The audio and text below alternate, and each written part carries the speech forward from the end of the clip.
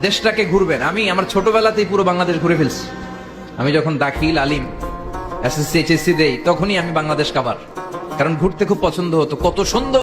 আসসালামু আলাইকুম গাইস, সকল কি অবস্থা, কেমন আছেন সবাই? আজকে একটা ছোট্ট মিনি ব্লগ নিয়ে চলে আসলাম। বেশ কয়েকদিন আগেই ভিজিট করতে গিয়েছিলাম। আমাদের এক বাঙালি ভাই পরিচিত ছিল, আব্দুল্লাহ ভাই, ওনার রেফারেন্সে গিয়েছিলাম। ওনার একটা ফ্রেন্ড ছিল জাবেল আক্তার এই গার্ডেনে, ওইখানে অনেক সুন্দর সুন্দর ফ্রুটস ছিঁড়তে ওনাকে আমি ভিডিওতে দেখি। ওনাকে আমি নক করে বলি, ভাইয়া এটা কোথায় যাওয়া যাবে কিনা? বলতে অবশ্যই যেতে পারবেন। তাদের নাম্বার দিয়ে লোকেশনটা আমাকে দেয়। বেশিরভাগ আমার ফ্যামিলি বলে আমাদের অ্যালাউড করে, বলে যে আপনারা নেজুয়া দেখে যখন আসছেন অবশ্যই আসতে পারেন, আসেন। থ্যাংক ইউ মহিন ভাই ম্যাপ। দোকান থেকে হাজার কোটি টাকার ফল কিনে খাওয়ার চেয়ে গাছ থেকে যদি একটা ফলও যদি ছিঁড়ে খান না, এটার তৃপ্তি হলো অন্যরকম, এটার স্বাদটা আরো দ্বিগুণ হয়ে যায়। অনেক মানুষের অনেক শখ থাকে, অনেকে টাকা পয়সা কামিয়ে জমিয়ে বাড়ি গাড়ি ধন সম্পদ করবে, কিন্তু আমার একটু টাকা জমলেই আমি মনে করি আমি একটু পৃথিবীটা দেখব, দেশটা ঘুরবো, আমার শখ ছোট ছোট শখগুলো পূর্ণ করব।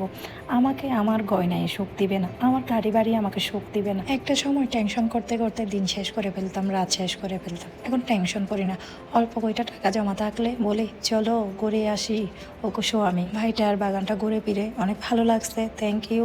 প্লাস পাশাপাশি উনি ফ্রুটস আমাদের টুকটাক নিজের হাতে পেরে দিয়ে পলিথিন ব্যাগে দিয়ে দিচ্ছে। এসে বাসায় তো দেখে আমি খুবই খুশি। সময়গুলো মেমোরি করে রাখার জন্য ছোট ছোট ক্লিপগুলো শেয়ার করে রাখলাম। এরকম ফ্রেশ ফল কে বা কয়জনই পাই বলেন?